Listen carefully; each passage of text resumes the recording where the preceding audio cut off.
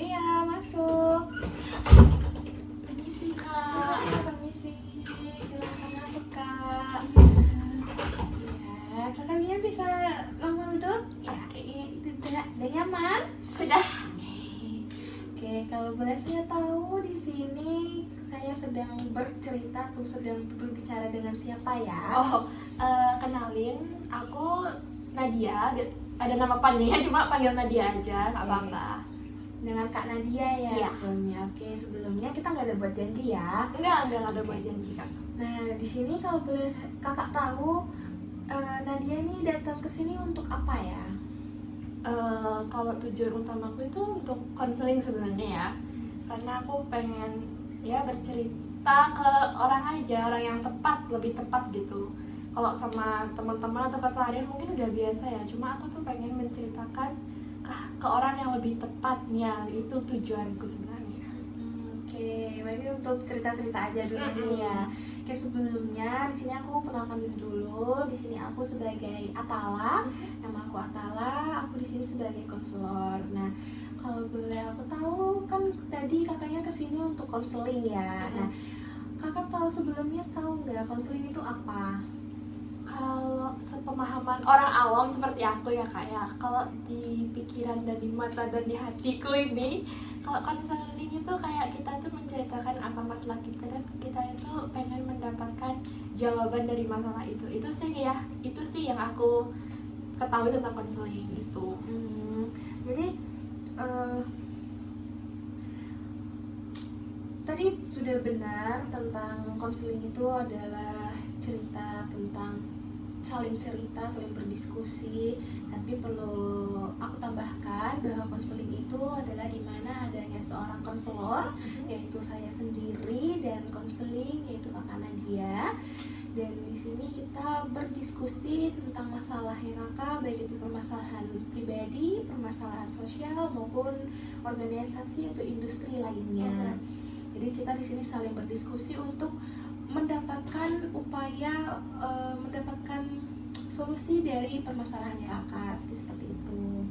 Nah, baik, sebelum kita melanjut ke cerita yang serius ya kak ya, sebelum cerita-cerita yang menegangkan, mungkin di sini kakak bisa menjelaskan gitu kakak tuh sekarang kesibukannya apa gitu. Oh, aku baru berumur 21 tahun ini, dan serealitanya anak yang umurnya 21 tahun itu pasti kebanyakan mahasiswa ya kak. Iya. Nah aku tuh mahasiswa semester 4 gitu, aku ambil jurusan bisnis kebetulan. Sebenarnya aku nggak terlalu suka bisnis, cuma iseng aja masuk ke bisnis gitu. Awalnya pengen masuk psikologi, cuma takutnya nanti aku yang jadi pasien di sana. Jadi aku masuk jurusan bisnis gitu, dan aku juga anak rantau di sini. Anak rantau. Iya, aku aslinya nggak dari sini. Aku aslinya dari Malang. Kok dari Malang, maaf kak? Dari Bali, nggak konsen ini otaknya konsen. Oke, aku anak rantau dari Bali ke Malang gitu. Berarti ngekos ya? Iya, ngekos kebetulan. Ngekosnya di dekat kampus? Iya, kebetulan dekat kampus karena aku anaknya agak mageran ya. Jadi aku pengennya yang sat-sat aja, jadi aku pilih yang dekat kampus gitu. Oh iya, berarti mungkin saat ini kesibukannya karena lagi masa-masa, kalau saya tahu berarti sekarang masa-masa UAS kali ya. Bener banget. Nah, berarti kesibukannya tuh banyak berarti? Lumayan, apalagi kalau di kampus aku sendiri. Aku kan tahun ini semester 4 ya. Jadi habis ini kan mau UAS, dan setelah UAS lanjut ke semester 5. Nah, di kampusku itu sendiri itu kayak gini kak.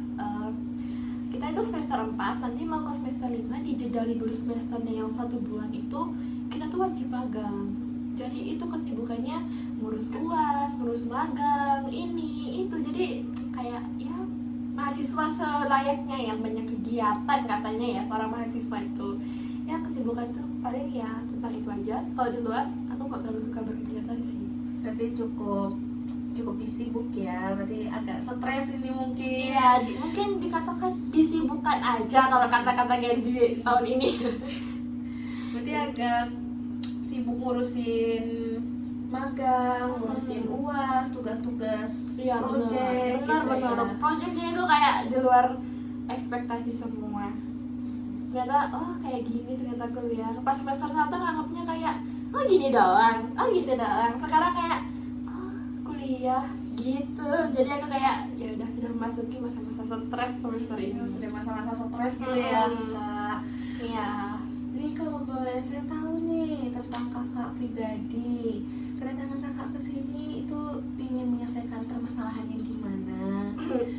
Eh, tadi kan aku udah bilang aku umur 21 tahun dan biasanya umur segitu kan lagi itu ya, lagi falling in love kalau bahasa anak-anak sekarang.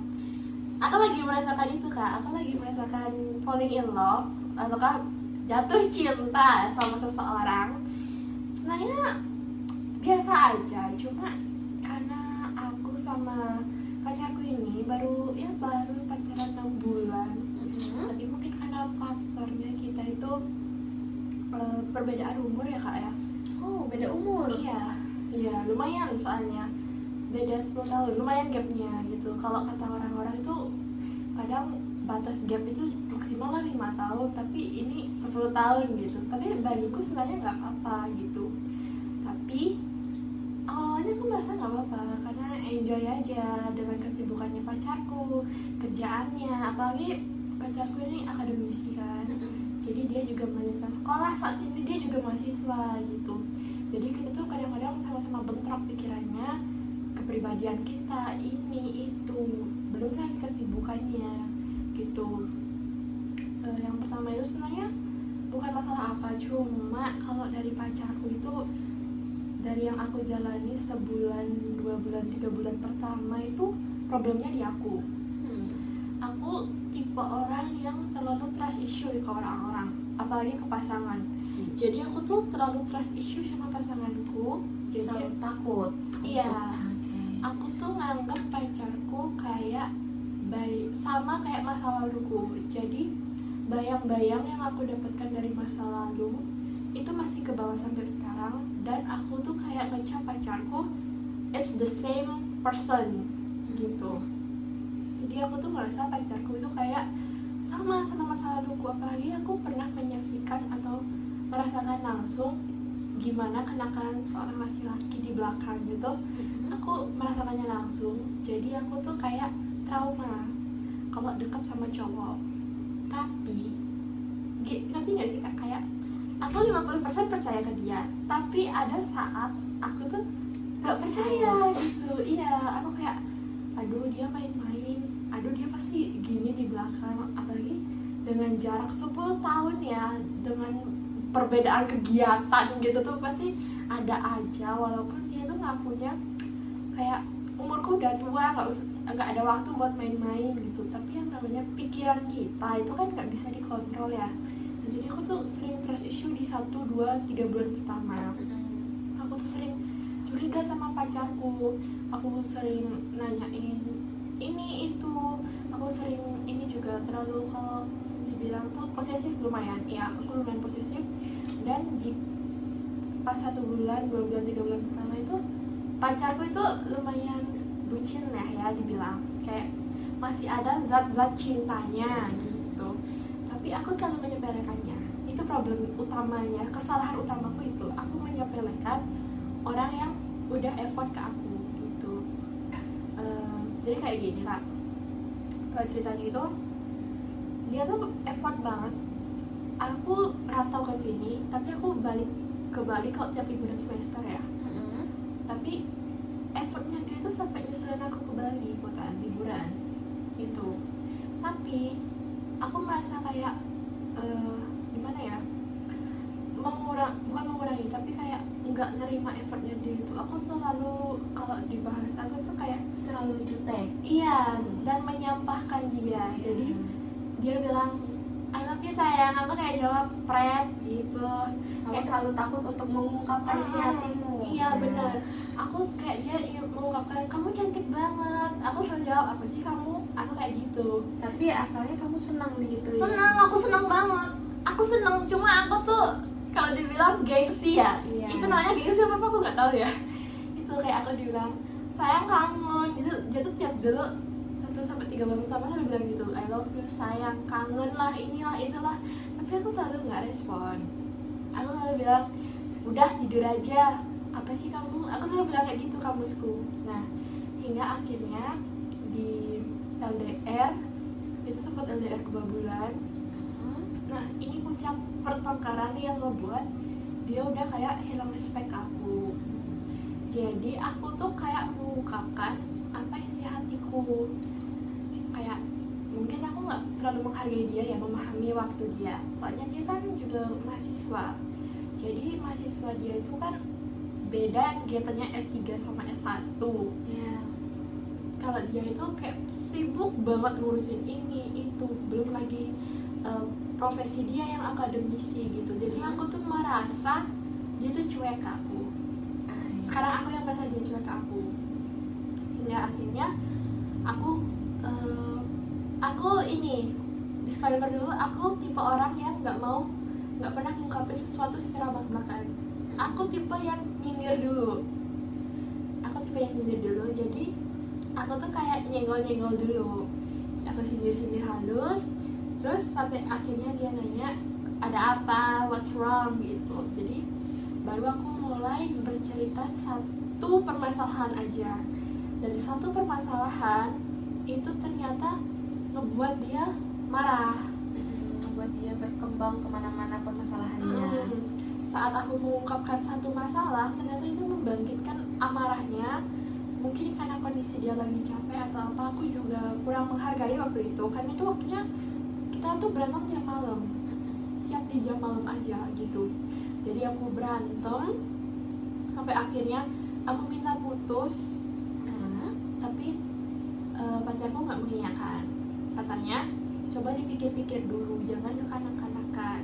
Aku kayak oke, berarti dia masih mempertahankan aku mikir gitu. Oke, aku senang, jujur aja aku senang, berarti dia cuek tapi dia masih sayang ke aku gitu. Nah tapi setelah berantem selanjutnya ini Kak, mungkin kan karena 2 bulan nggak ketemu, banyak rasa kangen, apalah itu yang bikin kita cewek kalau kangen pasti ngajaknya ribut gitu ya. Jadi itu aku membangkitkan suatu masalah, tapi aku lupa itu detailnya kayak apa waktu itu.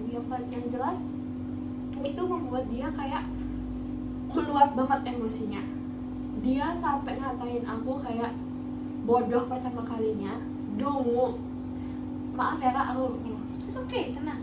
dia sampai ngatain aku kayak gitu. Terus aku kayak shock kan, itu pertama kalinya dalam hidup aku ada yang ngatain aku seperti itu. Terus aku tanya, kenapa, maumu apa, aku gitu. Terus dia bilang bodoh lah, terserahmu, dia gitu. Terus dia juga ngatain aku kayak otakku bulat gitu, pokoknya nggak bisa mikir apa-apa, otakku terlalu bulat, terlalu nge-stuck. Dan dia tuh kayak ngomong kalau aku tuh jelek banget karena lingkunganku gitu. Jadi aku tuh berpikir, emang aku kalau pulang ke rumahku aku seburuk itukah, aku sejelek itukah kalau aku pulang ke rumahku sampai dia ngatain aku kayak gitu. Aku tuh sempat mikir kayak toxic banget ternyata hubungan ini gitu. Nah ada lagi setelah perdebatan itu, aku lanjutlah, aku nggak sengaja, aku cuma ngomong kayak hey kayak gitu aja Kak, tapi dia tuh ngecap aku sarkas. Nah aku tuh bingung, sarkasku dari mana. Aku cuma ngomong hey gitu doang. Itu ngomongnya kalau boleh aku tahu tuh ngomongnya secara chat atau Secara chat, kita berantem nggak pernah ditelepon Kak. Aku cuma ngomong hey sama kata-kata ketikan WKWK. Kalau kita cewek WKWK belum tentu kita ketawa kalau di kita. iya. Kalau aku mananya gitu ya Kak. Jadi aku tuh ingin menenangkan situasi, tapi malah berbalik ke aku, jadi bumerang ke aku. Malah aku dikatain sarkas. Terus dia ngomong jangan sok sarkas, kalau ngomong aja. Jadi aku bingung, sarkasku gimana? Aku cuma ngomong kayak gitu. Terus menurut Kakak itu kayak gimana? Emang itu sarkas kah atau emang karena perbedaan pola pikir kita tuh gimana sebenarnya? Mungkin kalau aku tadi dengar ya dari cerita kamu juga, dari awal pacaran sampai sekarang mungkin ya permasalahan masih ada. Mungkin di awal-awal kamu tuh terlalu cuek memang, untuk dikatakan dalam sebuah hubungan itu memang diperlukan yang setara cintanya. Kalau memang kamu tuh merasakan cintanya setara, tapi kamu tuh untuk itu kamu takut untuk mengungkapkan. Kamu takut mengungkapkan karena kamu takut dicap yang alay, iya kan? Nah itu nggak salah, tapi mungkin bisa diperbaiki dengan cara kamu nggak apa-apa kok untuk mengungkapkan isi hatimu. Kamu nggak perlu takut kamu dicap alay, kamu dicap lebay, kamu dicap terlalu ekspresif atau bagaimana. Kamu nggak perlu takut. Itu cara kamu untuk mengekspresikan dirimu sendiri. Nah tapi di sini kamu itu sebelum memulai hubungan ini ternyata kamu tuh belum selesai dengan masa lalumu. Nah jadi di sini kamu mungkin sekarang kalau memang kamu belum selesai dengan masa lalumu, kamu bisa selesaikan dulu dengan masa lalumu. Apa yang membuat kamu bisa jadi seperti ini? Kamu pertimbangkan dulu dalam dirimu sendiri, apa yang membuat kamu takut, apa yang membuat kamu takut untuk melangkah ke hubungan selanjutnya, apa yang membuat kamu ragu dengan pacarmu yang sekarang. Nah, sebelum kamu menemukan itu, alangkah baiknya kamu jangan dulu untuk berkomunikasi yang secara, kalau menurut dia sarkas, jangan seperti itu. Jadi kalau saran saya sebagai konselor, kalau ada masalah itu dibicarakan secara tatap muka, jangan secara chat. Karena kalau di chat, apalagi cewek ya kak ya, kalau di chat kita tuh bacanya pasti pakai nada. Iya, dan kita juga sok pendekar kalau di chat. Iya, jadi lebih baik itu di secara tatap muka saja. Entah itu kakak sampai bisa nangis, cowok kakak sampai nangis juga, itu it's okay kak. Itu caranya untuk meluapkan emosi. Karena kalau di chat kita belum tentu bisa meluapkan emosi secara langsung. Jadi emosi kita malah terpendam. Iya benar. Emosi kita terpendam, jadi kayak kita nggak bisa menyuarakan emosi kita. Jatuhnya malah makin panas, otak kakak panas, otak pacar kakak panas. Takutnya malah tidak terjadi malah yang hal aneh-aneh, kayak misalkan putus gitu lah. Untungnya waktu itu cowok kakak itu tidak mengiyakan gitu loh keputusan kakak untuk putus gitu. Iya, aku sempat minta putus 2 kali. Aku sempat minta putus 2 kali dan itu selama LDR aja. Nah iya. Nah terus pacarku tiba-tiba ngomong gini, kamu kalau minta putus lagi yang ketiga kalinya aku iyakan. Dia langsung gitu. Jadi aku langsung sekarang kalau ada masalah aku nggak berani ngomong putus. Aku lebih milih ngalah atau aku tidak membangkitkan masalah itu, tapi jadinya itu kayak beban di aku. Jadi aku nggak bisa mengungkapin aku ini kenapa, aku ini ngerasa gini, aku nggak bisa. Ya karena kakak terlalu ngalah ya di dalam, karena kejadiannya udah 2 kali yang kakak ulangin, kayak aku pingin putus gitu kan. Dan sekarang coba kak jatuhnya ngancem ya. Iya. Nah mungkin itu saranku kak, kalau ada masalah itu diomongin dengan tatap muka, mungkin dengan kepala dingin, dengan suasana yang menurut kakak dan cowok kakak happy, itu baru bisa dipermasalahkan, diomongkan masalahnya dengan baik. Jangan dengan menggunakan kepala yang masing-masing masih panas gitu loh kak. Takutnya malah memunculkan masalah baru di atas masalah yang lama gitu loh kak. Kayak gitu kak, kayak gimana ya, kita tuh juga tipe orang yang beda gitu loh. Dia tuh kepribadiannya idealis dan realistis banget orangnya. Jadi dia tuh kayak pikirin besok aja, udah yang akan datang atau masa depan ya udah biarin aja. Kayak dia tuh memplanning boleh, tapi ya udah jangan terlalu diplanningkan atau diharapkan. Nah dia tuh orangnya pokoknya realistis dan idealis banget. Logikanya itu selalu dipakai buat menjawab pertanyaan yang harusnya nggak dipakai jawab kayak logika gitu loh. Sementara aku itu anaknya terlalu ekspresif dan terlalu emosional. Iya, aku tuh suka ungkapan-ungkapan yang puitis. Jadi aku yang puitis ini bertemu dengan seorang idealis itu kadang menciptakan bentrokan yang keras kak. Kadang aku nganggapnya yang kayaknya misalnya aku ngomong kayaknya besok kita nikah seru ya kayak gitu. Itu biasa aja kan mungkin di beberapa pasangan kalau nganggap itu candaan yang normal, tapi kalau di pasanganku tuh ternyata nggak terlalu normal karena dia mikir ya udah selesaikan dulu apa kerjaanmu hari ini, kamu mau ngapain hari ini, apa yang akan terjadi besok, udah pikir itu aja. Untuk masalah nikah ini itu dipikirkan tapi nanti aja eksekusinya. Udah kamu fokus ke hari ini, besok, dan apa yang akan kamu lakukan di hari itu. Nah makanya aku sering banget bentrok karena itu. Kadang aku dikatain terlalu nuntut dia lah karena hal kayak gitu, padahal aku nggak nuntut. Aku merasa nggak nuntut karena aku cuma ingin bercanda gitu, tapi di mata dia ternyata aku tuh kayak nuntut dia. Kadang aku disuruh berpikir dulu, terus aku disuruh menghargai diriku sendiri baru bisa menghargai orang lain. Nah itu juga kelemahanku, aku nggak bisa menghargai diriku. Aku juga takut ke orang lain, lebih tepatnya ke pacarku aja aku takut, apalagi ke orang luar. Kayak pacarku marah aja aku takut ngecewain dia gitu. Jadi aku kayak bener kata dia, aku tuh nggak bisa menghargai diriku selama ini. Aku tuh terlalu takut ke orang lain, makanya 1-3 bulan pertama itu full kesalahanku. Kayak aku tuh baru mikir, oh iya ya, kenapa ya aku nggak dari dulu aja aku baikin dia lah, udah effort ke aku, dia lah udah baik gitu. Kenapa aku selalu berpatok pada masa lalu gitu. Jadi aku kayak bisa nggak sih waktu diulang aku gitu. Aku selalu tiap malam aku suka baca story chat kan tiap malam. Aku selalu mikir kayak bisa nggak sih diulang ini dia deket sama aku. Aku selalu mikir kayak gitu.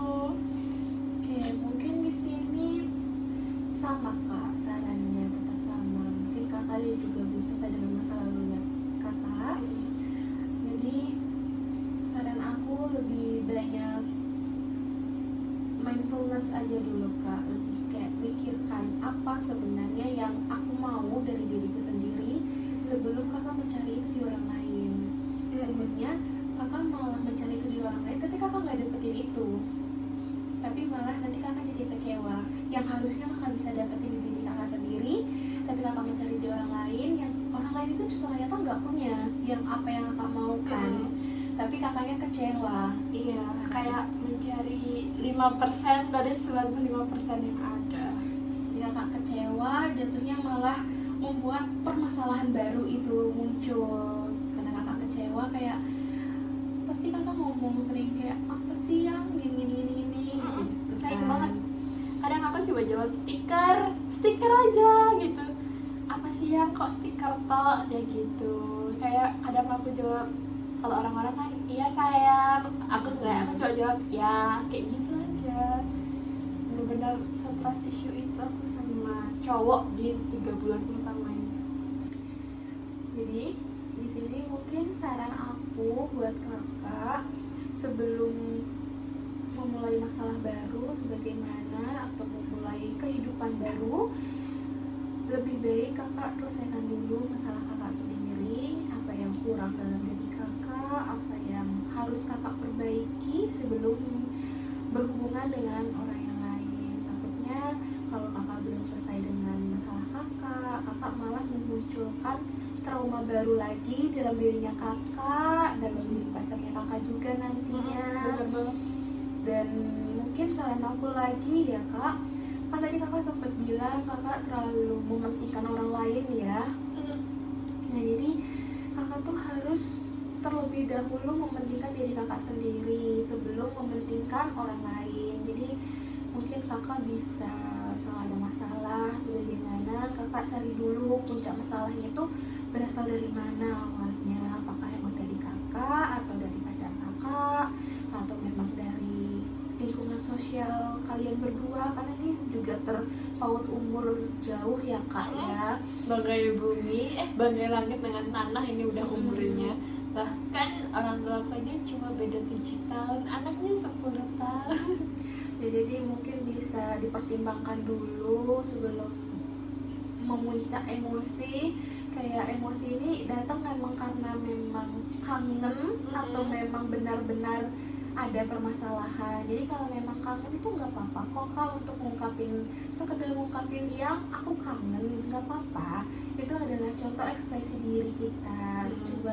Cuman menyuarakan ekspresi diri aja, karena kalau ekspresi diri itu tidak disuarakan takutnya malah menjadi batu, nanti malah menjadi permasalahan yang muncak gitu loh Kak.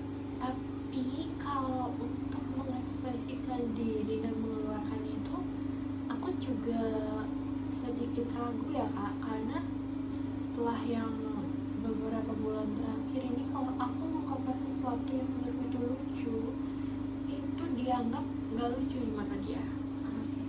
Jadi jika aku mengatakan sesuatu, ih lucu banget ya, kayak gitu, dia tuh kayak kayak senyum gitu aja Kak. Jadi kayak kayak ngesmek gitu loh.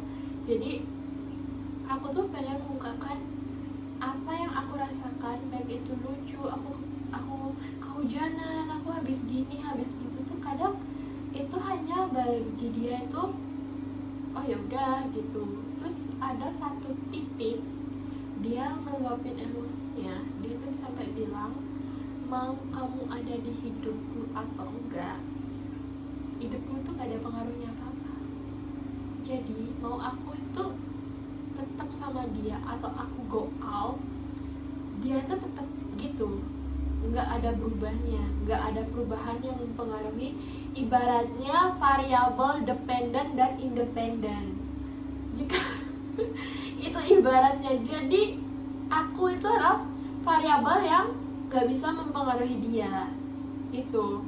Jadi mau aku ada di hidupnya, mau aku nggak ada pun, dia bakal tetap kayak gitu. Terus dia juga pernah bilang, aku itu emang orang yang gini. Aku dari awal udah bilang aku tuh orangnya sabar, tapi kalau aku udah nggak dihargai, aku bakal marah banget. Nah itu alasan dia kenapa marah banget ke aku. Ternyata dia tuh menganggap kesabarannya udah hilang di aku. Jadi dia itu sempat bilang, aku itu ya kayak gitulah, bodoh lah, dungu. Dia tuh sering bilang gitu. Terus dia bilang juga, aku kan protes ya Kak, kenapa sih kamu cuekin aku, kenapa kamu bisa semena-mena ini sama aku, emang kamu nggak nganggap aku ini pasanganmu. Aku nanya itu karena aku benar-benar merasa aku tidak ada kayak merasakan feel bahwa aku ini orang yang dicintainya, aku ini orang yang disayanginya, nggak ada. Karena dia itu pernah bilang, cinta dan sayang itu yang bisa merasakan hanya lawan mainnya. Dia itu bilang kayak gitu ke aku, kan aku pernah nanya, kamu cinta nggak sama aku, kamu sayang nggak? Terus dia jawabannya seperti itu ya Kak. Jadi di saat titik terakhir yang memuncak itu, aku tuh beberapa kali merasakan dia tuh nggak ada cinta sama sayangnya ke aku. Dan dengan omong-omongan yang dia bilang aku dungu, bodoh, terus apalagi ditambah dengan nggak ada kamu di hidupku itu nggak ada pengaruhnya ke apa-apa gitu. Dan aku sampai merasa nggak berharga itu ke aku, hingga aku tuh sampai pernah mikir, kayak aku pernah cerita sama temanku. Jadi dia tuh nyuruh aku, coba fokus ke dirimu. Oke, aku fokus ke diriku, aku ikuti semua apa yang aku suka, apa yang aku nggak suka itu aku udah lakukan itu. Aku menyibukkan diriku, malah dianggap aku nambah nggak menghargai dia Kak. Jadi aku tuh kayak aku tuh dia tuh ngajak keluar, tapi aku tuh bilang aku sibuk, aku lagi ada kerjaan, aku tuh free-nya hari ini karena hari ini aku ada ini, jadi aku free-nya di minggu depan gitulah intinya. Aku bilang aku kesibukanku banyak di minggu ini, aku bisanya di minggu depan. Dia tersinggung, nganggapnya bahwa aku menyepelekan dia, padahal dia yang dulunya mati-matian nyuruh aku mencari kesibukan tentang diriku. Di saat aku sudah sibuk dengan waktuku dan jadwalku, aku tipe orang yang teratur by the way. Jadi aku sudah menyusun rencana dalam 1 minggu itu seperti apa, dan dia orangnya yang fleksibel. Jadi dia tuh bisa kegiatannya yang dadakan, dia pokoknya orangnya seperti itu. Jadi sangat beda ya. Jadi aku sudah merencanakan jam segini aku mau ini, di hari ini mau ngapain. Jadi aku bisa bilang aku nggak bisa di hari ini, aku bisanya di hari ini. Jadi dia tuh kayak tersinggung gitu dan nganggap aku nggak menghargai dia. Itu adalah titik terlelahku dalam hubungan. Bukan merasa bersalah lagi pada diriku sendiri, seperti 3 bulan pertama aku malah berbalik kayak lelah sama diriku sendiri. Aku kayak merasa, oh aku udah masuk fase capek, tapi bukan capek, aku lelah tapi aku masih perlu perhatian dia, aku masih sayang dia, atau apa ya namanya, aku juga nggak paham sama perasaanku sendiri. Jadi aku tuh merasa kayak dia nggak ada feel ke aku, tapi ada, dia nggak ada responsif ke aku, tapi dia selalu oke gitu. Jadi aku tuh kayak bingung banget, jujur bangetnya bingungnya, sampai aku kayak apa ini ya saatnya aku ke konseling langsung ke orang yang paham. Aku sampai mikir kayak gitu Kak, karena aku saking capek banget, capeknya tuh udah kayak ya Tuhan aku kayak gitu, sampai tiap berantem pun sekarang aku arsipkan nomornya, kadang aku blokir biar nggak lihat pesannya kayak gitu. Oke, mungkin bisa diperbaiki cara komunikasinya ya Kak ya. Ya bener sih, bener. Soalnya di sini yang aku dapetin, setiap kalian ada masalah, setiap kamu muncak masalahnya, cowok kamu muncak masalahnya, kalian satu sama lain selalu sembunyi di masalah itu. Iya, dia juga itu kok notice. Jadi kayak nggak ada ujung dari permasalahan itu dan tiba-tiba selesai. Yes. Jadi lebih baik dikomunikasikan saja Kak. Komunikasikan itu lebih perbaiki cara komunikasinya. Jadi kalau misalkan ada masalah satu, mending diselesaikan dengan runtun, dengan selesai apa permasalahannya, apa yang membuat masalah itu muncul, dan solusinya bagaimana. Jangan yang tiba-tiba yang kayak kakak, tiba-tiba kakak blok orangnya, tiba-tiba kakak arsipkan, besok paginya kayak langsung normal. Nah itu salahnya Kak. Jadi mungkin komunikasinya tuh harus diperbaiki.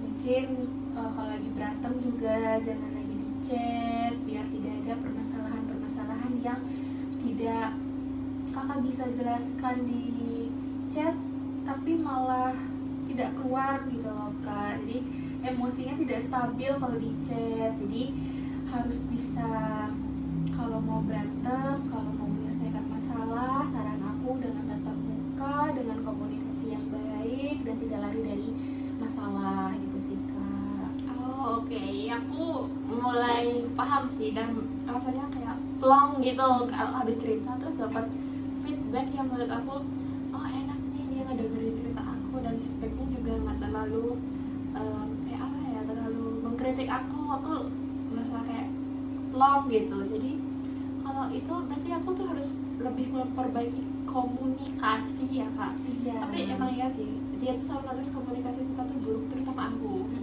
Jadi oke, aku akan coba, bukan yang selalu bukan yang sistemnya apa ya, kayak duar gitu ya langsung berubah. Mungkin aku mencoba pelan-pelan, walaupun tidak berhasil di mata dia, tapi setidaknya aku ingin mencoba merubah komunikasi dari diriku sendiri terutama dulu, baru bisa ke dia dan ke yang lainnya.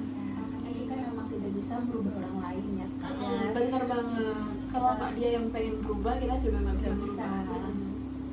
Oke Kak, senang banget bisa ketemu Kakak hari ini. Makasih banyak ya Kak. Nanti aku akan coba terapin apa yang Kakak sarankan ke aku coba terapkan di diriku sendiri dulu, baru nanti aku akan coba terapkan juga ke detail fakta yang terjadi di lingkunganku. Terima kasih Kak. Terima kasih ya Kak. Semoga saran dari aku bisa membantu Kakak. Semoga diskusi hari ini bisa Kakak terapkan di lingkungan Kakak, di hubungan Kakak juga. Semoga bisa lebih membaik juga. Terima kasih Kakak. Makasih ya Kak. Mari Kak, aku pergi ya. Iya.